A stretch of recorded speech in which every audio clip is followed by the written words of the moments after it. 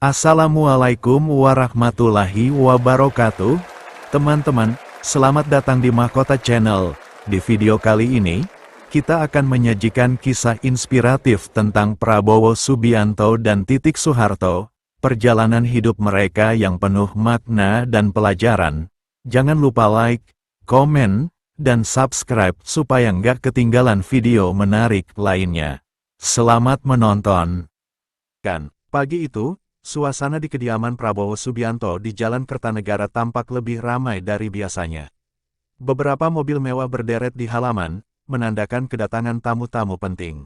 Prabowo, yang kini menjabat sebagai Presiden Republik Indonesia, mengadakan pertemuan tertutup dengan keluarga cendana. Meskipun hubungan mereka sempat merenggang pasca perceraiannya dengan Titik Soeharto pada tahun 1998, pertemuan ini menunjukkan adanya upaya rekonsiliasi. Di ruang tamu yang megah, Prabowo duduk berdampingan dengan Titik. Keduanya tampak berbincang akrab, mengingat masa-masa lalu yang pernah mereka lalui bersama. Anak mereka, Didit Hedi Prasetyo, juga hadir dalam pertemuan tersebut. Sebagai desainer internasional, Didit jarang berada di Indonesia, namun kali ini ia menyempatkan diri untuk berkumpul dengan keluarga besarnya.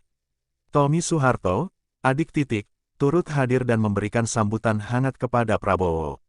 Ia menegaskan bahwa meskipun hubungan pernikahan antara Prabowo dan Titik telah berakhir, Prabowo tetap dianggap sebagai bagian dari keluarga cendana.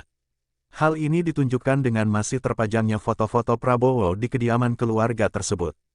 Percakapan berlanjut dengan membahas berbagai topik, mulai dari kenangan masa lalu hingga rencana masa depan. Mereka juga mendiskusikan berbagai isu nasional, mengingat peran penting masing-masing dalam kancah politik dan ekonomi Indonesia. Pertemuan ini menjadi momen refleksi bagi mereka untuk melihat sejauh mana perjalanan yang telah dilalui dan tantangan yang akan dihadapi ke depan. Di tengah perbincangan, Titik mengungkapkan harapannya agar hubungan keluarga tetap harmonis dan solid. Ia menekankan pentingnya menjaga komunikasi dan saling mendukung, terutama dalam menghadapi dinamika politik yang kerap berubah. Prabowo mengangguk setuju, menambahkan bahwa persatuan keluarga adalah fondasi utama dalam mencapai tujuan bersama. Didit, yang selama ini lebih banyak berkarir di luar negeri, merasa terharu melihat keakraban yang terjalin. Ia menyadari betapa pentingnya peran keluarga dalam membentuk identitas dan memberikan dukungan emosional. Meskipun jarang bertemu, momen seperti ini memberinya energi positif untuk terus berkarya dan membawa nama baik keluarga. Tommy kemudian mengusulkan agar pertemuan semacam ini diadakan secara rutin. Ia percaya bahwa dengan berkumpul secara berkala, mereka dapat memperkuat ikatan dan membahas berbagai hal yang mungkin menjadi ganjalan. Semua yang hadir setuju dengan usulan tersebut, menandakan komitmen mereka untuk menjaga keharmonisan keluarga. Pertemuan di Kertanegara hari itu berakhir dengan foto bersama. Wajah-wajah yang tampak di foto tersebut memancarkan kebahagiaan dan harapan. Mereka menyadari bahwa meskipun banyak hal telah berubah, ikatan keluarga tetap menjadi sesuatu yang abadi dan harus dijaga. Setelah pertemuan usai, Prabowo merenung di ruang kerjanya. Ia merasa bersyukur atas momen kebersamaan yang baru saja terjadi. Baginya, dukungan dari keluarga, terutama keluarga cendana, sangat berarti dalam menjalankan tugasnya sebagai pemimpin negara. Ia bertekad untuk menjaga hubungan ini dan memastikan bahwa kepentingan bersama selalu diutamakan. Di sisi lain, Titik juga merasakan hal yang sama. Ia berharap bahwa pertemuan ini menjadi awal dari babak baru dalam hubungan mereka. Meskipun jalan yang dilalui tidak selalu mulus, dengan niat baik dan komunikasi yang terbuka, ia yakin bahwa mereka dapat menghadapi segala tantangan yang ada. Malam itu, setelah pertemuan di Kertanegara, Prabowo duduk di teras rumahnya sambil menikmati secangkir teh hangat. Pikirannya melayang ke masa lalu, mengingat awal pertemuannya dengan Titik Soeharto. Pertemuan yang terjadi pada tahun 1983 itu menjadi awal dari perjalanan panjang yang penuh dengan suka dan duka. Prabowo teringat saat pertama kali diperkenalkan kepada keluarga cendana. Sebagai seorang perwira militer muda, ia merasa gugup namun bersemangat. Keluarga Soeharto, dengan segala pengaruh dan kekuasaannya, menjadi bagian penting dalam hidupnya setelah pernikahan tersebut. Ia belajar banyak tentang politik dan dinamika kekuasaan dari keluarga ini. Pernikahannya dengan Titik dikaruniai seorang putra, Didit Hedi Prasetyo. Meskipun kesibukan sebagai prajurit dan kemudian politisi menyita banyak waktunya, Prabowo selalu berusaha menjadi ayah yang baik bagi Didit. Ia bangga melihat putranya tumbuh menjadi pria dewasa yang sukses di bidangnya. Namun, tidak semua kenangan itu manis. Tahun 1998 menjadi titik balik dalam hidupnya. Krisis moneter yang melanda Indonesia, lengsernya Soeharto, dan perceraiannya dengan Titik menjadi rangkaian peristiwa yang mengubah arah hidupnya. Ia harus menghadapi berbagai tekanan dan tantangan yang tidak pernah ia bayangkan sebelumnya. Setelah perceraiannya dengan Titik, hubungan Prabowo dengan keluarga Cendana merenggang. Ia lebih banyak menghabiskan waktu di luar negeri, membangun bisnis dan menghindari hiruk-pikuk politik Indonesia. Namun, dalam hatinya, ia tetap menghormati keluarga yang pernah menjadi bagian dari hidupnya. Titik pun menjalani hidupnya dengan tetap setia pada perjuangan politik. Ia aktif di Partai Golkar dan beberapa kali menunjukkan dukungannya kepada Prabowo dalam pemilihan presiden. Meski hubungan mereka sebagai suami istri telah berakhir, keduanya tetap menjalin komunikasi, terutama dalam hal yang berkaitan dengan anak mereka, Didit. Didit, sebagai satu-satunya anak dari pernikahan mereka, menjadi jembatan yang menjaga hubungan Prabowo dan Titik tetap harmonis. Ia sering berpergian antara Indonesia dan Paris, tempat ia menjalankan bisnis fashionnya, namun selalu menyempatkan waktu untuk bertemu kedua orang tuanya. Dalam perenungannya malam itu, Prabowo sadar bahwa meskipun sejarah mencatat banyak perbedaan antara dirinya dan keluarga Cendana, ada satu hal yang tetap mengikat mereka, kepentingan bangsa. Ia melihat bagaimana Titik dan keluarganya tetap aktif dalam dunia politik, memperjuangkan nilai-nilai yang pernah diajarkan oleh Soeharto. Hubungan Prabowo dengan Tommy Soeharto juga menjadi sorotan.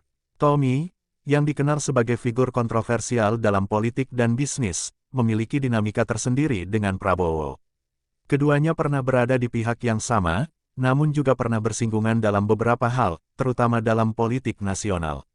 Malam semakin larut, dan Prabowo menutup matanya sejenak. Ia tersenyum mengingat bagaimana hidup membawanya kembali ke titik ini, duduk di teras rumahnya, mengingat masa lalu yang penuh liku. Namun ia tahu, masa depan masih panjang, dan hubungan dengan keluarga Cendana masih akan terus berkembang dengan cara yang tak terduga. Keesokan harinya, Prabowo menerima pesan dari Titik yang mengajaknya bertemu untuk berbicara lebih lanjut. Titik merasa bahwa sudah saatnya mereka berdiskusi secara mendalam tentang bagaimana keluarga Cendana dan Prabowo bisa berkolaborasi dalam dinamika politik yang sedang berkembang. Pertemuan berlangsung di sebuah restoran mewah di Jakarta. Titik datang lebih dulu, duduk dengan anggun sambil menunggu kedatangan Prabowo. Saat Prabowo tiba, keduanya saling tersenyum hangat, menunjukkan bahwa hubungan mereka, meskipun bukan lagi suami istri, tetap penuh rasa hormat. Pembicaraan dimulai dengan santai, membahas kehidupan masing-masing. Namun, tak lama kemudian, Titik mengutarakan maksudnya.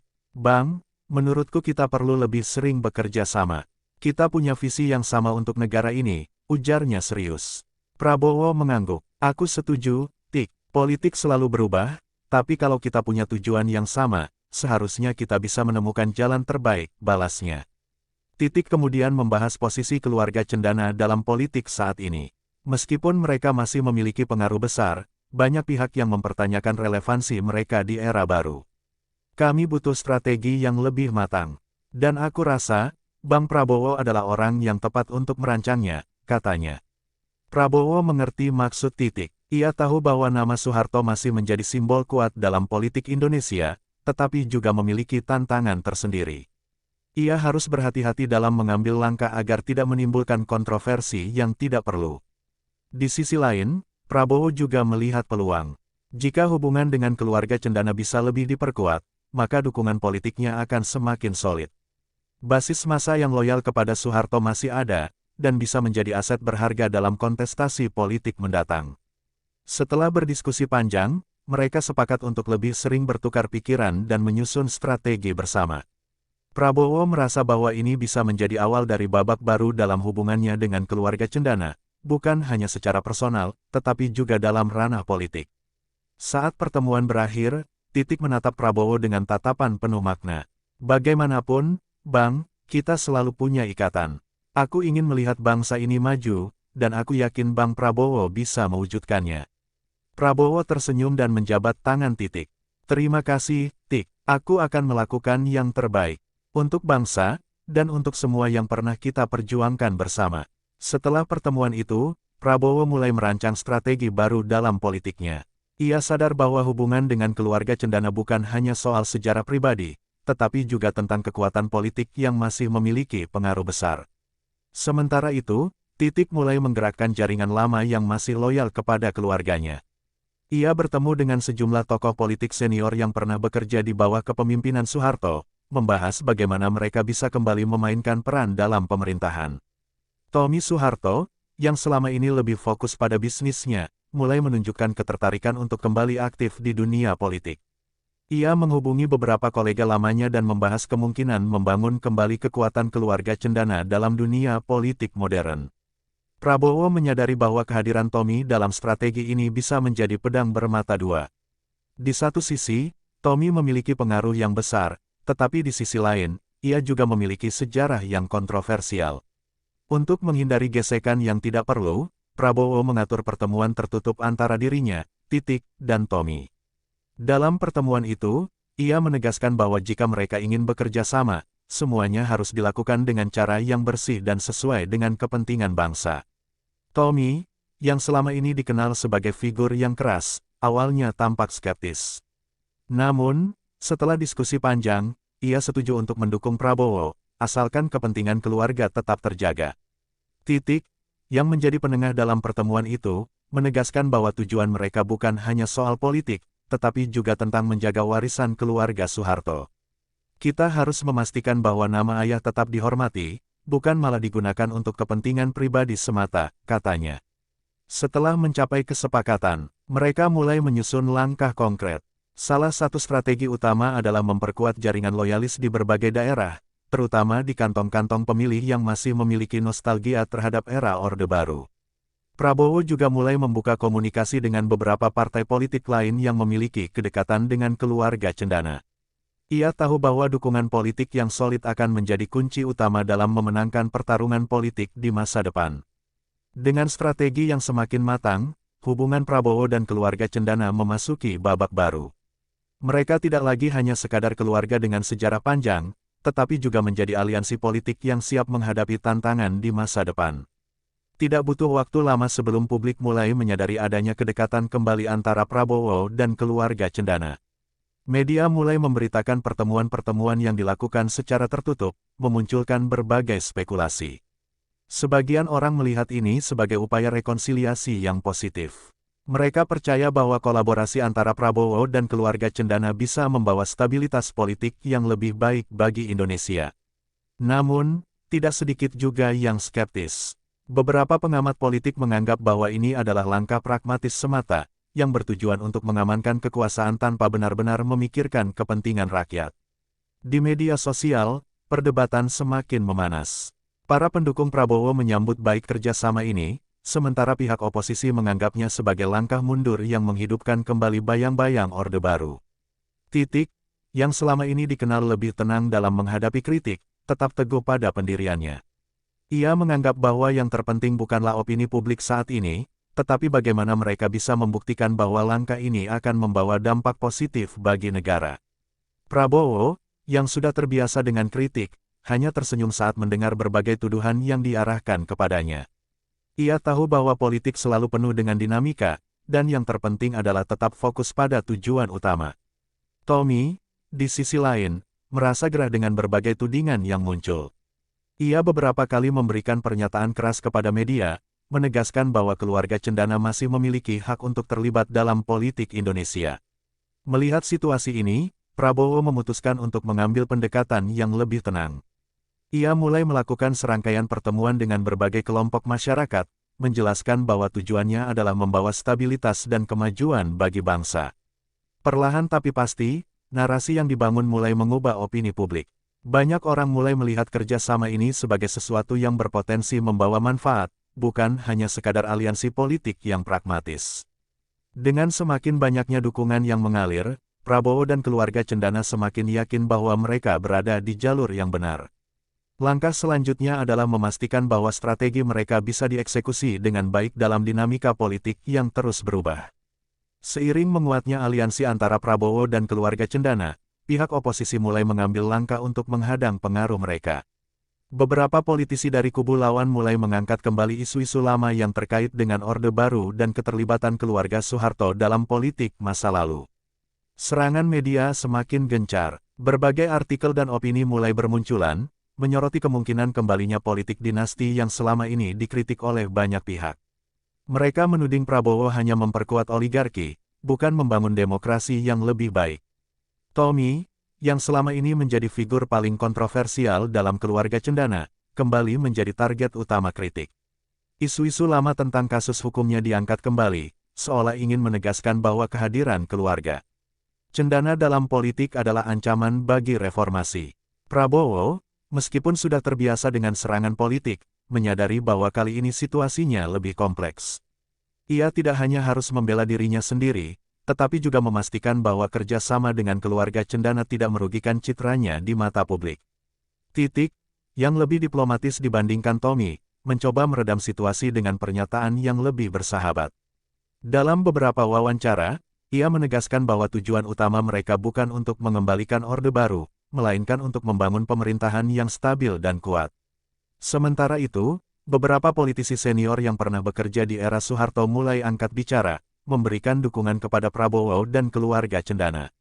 Mereka berpendapat bahwa pengalaman dan jaringan lama masih bisa memberikan manfaat bagi Indonesia, terutama dalam menghadapi tantangan ekonomi dan geopolitik. Untuk meredam serangan politik, Prabowo mulai mendekati kelompok-kelompok muda yang selama ini skeptis terhadap kehadiran keluarga Cendana.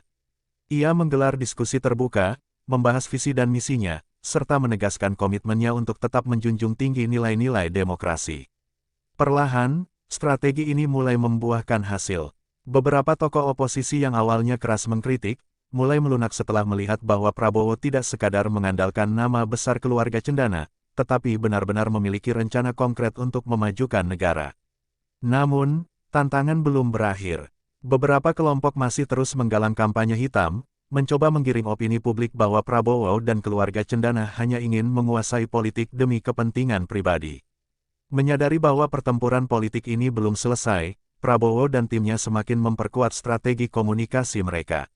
Mereka tahu bahwa untuk memenangkan pertarungan ini, mereka harus membuktikan dengan tindakan nyata bahwa aliansi ini benar-benar bertujuan untuk kebaikan bangsa, bukan sekadar permainan kekuasaan. Tahun pemilu semakin dekat, dan suhu politik semakin memanas. Prabowo, yang kini semakin dekat dengan keluarga Cendana, mulai melakukan manuver strategis untuk memperkuat posisinya. Salah satu langkah terbesarnya adalah mendekati partai-partai politik yang memiliki basis pendukung kuat. Dengan dukungan dari Titik dan jaringan keluarga Soeharto, ia berhasil membangun koalisi yang lebih solid. Di sisi lain, kubu oposisi tidak tinggal diam. Mereka mulai mengusung narasi baru bahwa Prabowo adalah simbol masa lalu yang ingin kembali menguasai negara, sebuah tuduhan yang cukup efektif dalam menarik simpati generasi muda. Untuk mengimbangi serangan ini, Prabowo mulai lebih aktif dalam kampanye digital. Ia mengandalkan tim media sosial yang kuat untuk membangun citra sebagai pemimpin yang modern, kuat, tetapi tetap memiliki akar sejarah yang kuat. Tommy Soeharto, yang masih memiliki pengaruh besar di kalangan pengusaha, mulai menggalang dukungan dari sektor bisnis. Ia meyakinkan para investor bahwa Prabowo adalah pilihan terbaik untuk menjaga stabilitas ekonomi. Sementara itu, Titik lebih fokus pada kampanye di daerah-daerah yang masih memiliki ikatan kuat dengan era Soeharto. Ia memanfaatkan jaringan lama untuk mengamankan dukungan di basis-basis pemilih tradisional. Publik mulai terbelah. Di satu sisi, banyak yang melihat Prabowo sebagai sosok yang berpengalaman dan memiliki visi besar. Namun, di sisi lain, tidak sedikit yang masih meragukan kedekatannya dengan keluarga Cendana. Dalam debat-debat politik, Prabowo mulai lebih tegas menegaskan posisinya. Ia tidak menolak masa lalu, tetapi ia juga menegaskan bahwa ia bukan bagian dari sistem lama yang hanya ingin mempertahankan status quo. Strategi ini cukup berhasil. Perlahan, elektabilitasnya mulai naik, dan banyak pihak mulai mempertimbangkan bahwa Prabowo bisa menjadi pemimpin yang mampu menyatukan berbagai kelompok kepentingan. Namun, tantangan terbesar masih ada di depan. Lawan-lawan politiknya terus mencari cara untuk menjatuhkannya, dan Prabowo tahu bahwa perjuangan ini belum selesai.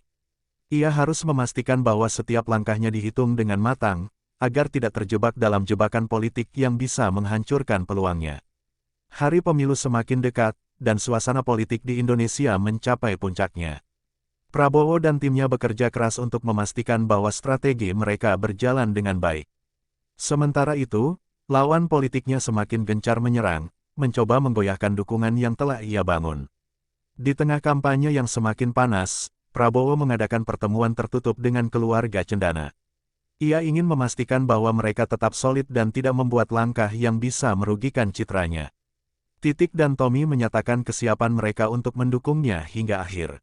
Sementara itu, media terus memainkan perannya dalam membentuk opini publik. Beberapa media mendukung Prabowo, menyoroti pengalamannya dan kedekatannya dengan keluarga Soeharto sebagai nilai positif. Namun, media lain terus mengkritik dan memperingatkan potensi kembalinya politik lama jika ia menang. Dalam debat terakhir sebelum pemilu, Prabowo menunjukkan sisi terbaiknya. Ia berbicara dengan penuh keyakinan, menekankan visi dan misinya untuk membangun Indonesia yang lebih kuat. Ia juga berhasil menjawab tuduhan tentang hubungannya dengan keluarga cendana, menegaskan bahwa ia berjuang untuk kepentingan rakyat, bukan kelompok tertentu. Di sisi lain, oposisi semakin agresif dalam kampanye negatif mereka. Mereka menggunakan berbagai cara untuk merusak citra Prabowo, termasuk mengangkat kembali isu-isu lama yang melibatkan keluarga Soeharto. Titik berusaha meredam situasi dengan cara yang lebih elegan. Dalam beberapa wawancara, ia menekankan bahwa keluarganya tidak mencari kekuasaan, tetapi hanya ingin memastikan bahwa kepemimpinan negara berada di tangan yang tepat. Tommy, meskipun lebih kontroversial, juga memainkan perannya. Ia mendekati kelompok-kelompok bisnis dan meyakinkan mereka bahwa kepemimpinan Prabowo akan membawa stabilitas ekonomi, sesuatu yang sangat dibutuhkan di tengah ketidakpastian global. Di hari-hari terakhir sebelum pemilu, Prabowo melakukan kampanye besar-besaran. Ia mengunjungi berbagai daerah, bertemu langsung dengan rakyat, dan menyampaikan pesan bahwa ia adalah pemimpin yang siap membawa perubahan nyata.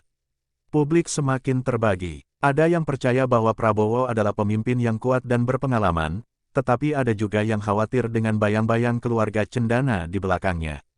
Akhirnya, hari pemilu pun tiba. Seluruh negeri menunggu dengan tegang hasilnya. Prabowo dan keluarga cendana menunggu di markas mereka, menyaksikan perkembangan hasil hitung cepat yang akan menentukan nasib mereka dalam politik Indonesia. Hitung cepat mulai keluar, dan hasilnya menunjukkan persaingan yang sangat ketat. Prabowo unggul di beberapa daerah, tetapi lawannya juga memiliki basis dukungan yang kuat. Malam itu menjadi momen penuh ketegangan. Para pendukung Prabowo berkumpul di markas besar mereka, menunggu hasil akhir dengan penuh harapan. Di sisi lain, lawan politiknya juga bersiap untuk mengklaim kemenangan jika hasil berpihak kepada mereka. Setelah beberapa jam yang menegangkan, hasil resmi diumumkan. Prabowo berhasil memenangkan pemilu dengan selisih suara yang tipis, memastikan bahwa ia akan menjadi pemimpin Indonesia selanjutnya. Suasana di markas Prabowo meledak dengan sorak-sorai kemenangan. Titik tersenyum bangga, sementara Tommy terlihat puas dengan hasil yang mereka capai. Keluarga cendana kembali mendapatkan pengaruh dalam politik Indonesia. Namun, kemenangan ini bukan tanpa tantangan. Oposisi langsung mengajukan gugatan, menuduh adanya kecurangan dalam pemilu. Mereka berusaha menggoyahkan legitimasi kemenangan Prabowo. Prabowo menanggapi dengan tenang. Ia meminta para pendukungnya untuk tetap sabar dan tidak terprovokasi. Ia tahu bahwa kemenangan sejati bukan hanya tentang memenangkan pemilu, tetapi juga membuktikan bahwa ia bisa memimpin dengan adil dan bijaksana. Titik berperan besar dalam menenangkan situasi. Ia menggunakan pengaruhnya untuk meredam ketegangan dan memastikan bahwa transisi kekuasaan berjalan dengan lancar. Tommy, di sisi lain, mulai mempersiapkan langkah-langkah untuk memastikan bahwa keluarga cendana tetap memiliki peran dalam pemerintahan baru. Ia bertemu dengan berbagai tokoh bisnis dan politik untuk menyusun strategi ke depan. Sementara itu, rakyat Indonesia mulai menaruh harapan besar pada Prabowo. Mereka ingin melihat apakah ia benar-benar akan membawa perubahan, atau justru terjebak dalam permainan politik lama. Prabowo menyadari bahwa tantangan terbesar masih ada di depan. Ia harus membuktikan bahwa kemenangan ini bukan hanya kemenangan politik, tetapi juga awal dari era baru bagi Indonesia. Setelah resmi dilantik, Prabowo mulai menjalankan pemerintahannya dengan penuh kehati-hatian. Ia tahu bahwa semua mata tertuju padanya, menunggu apakah ia akan menjadi pemimpin yang berbeda atau hanya mengulang pola lama. Titik tetap berada di belakang layar, memberikan dukungan moral dan politik kepada Prabowo. Ia tidak mengambil peran resmi dalam pemerintahan, tetapi tetap menjadi sosok yang berpengaruh. Tommy, di sisi lain, lebih aktif dalam dunia bisnis dan lobi politik. Meskipun tidak secara langsung terlibat dalam pemerintahan, ia memiliki jaringan luas yang memungkinkannya tetap memainkan peran strategis. Prabowo menghadapi tantangan besar dalam menyeimbangkan kepentingan berbagai pihak. Ia harus menjaga hubungan baik dengan keluarga Cendana, tetapi juga membuktikan bahwa pemerintahannya bukan sekadar perpanjangan dari masa lalu. Sementara itu, lawan-lawan politiknya terus mengawasi setiap langkahnya. Mereka mencari celah untuk melemahkan pemerintahannya dan membuktikan bahwa Prabowo tidak bisa membawa perubahan yang dijanjikan. Namun, Prabowo tetap berfokus pada visi jangka panjangnya. Ia mulai mengimplementasikan kebijakan-kebijakan yang berorientasi pada pembangunan nasional, memastikan bahwa rakyat merasakan manfaat dari kepemimpinannya. Hubungan antara Prabowo dan keluarga Cendana tetap terjaga, meskipun ada beberapa perbedaan dalam strategi politik. Mereka memahami bahwa mereka memiliki kepentingan bersama dalam menjaga stabilitas pemerintahan. Publik terus mengamati apakah Prabowo akan tetap memegang prinsipnya atau justru terpengaruh oleh kepentingan keluarga Cendana. Keputusan-keputusan besar yang ia buat akan menentukan bagaimana sejarah mencatat perannya. Seiring berjalannya waktu, Prabowo mulai menciptakan identitasnya sendiri sebagai pemimpin. Ia berusaha menunjukkan bahwa meskipun ia memiliki hubungan dengan masa lalu, ia adalah sosok yang independen dan berkomitmen pada masa depan Indonesia. Di akhir masa pemerintahannya, sejarah akan menilai apakah aliansi antara Prabowo dan keluarga Cendana adalah awal dari kebangkitan politik lama, atau justru sebuah langkah cerdas untuk membangun Indonesia yang lebih kuat dan stabil.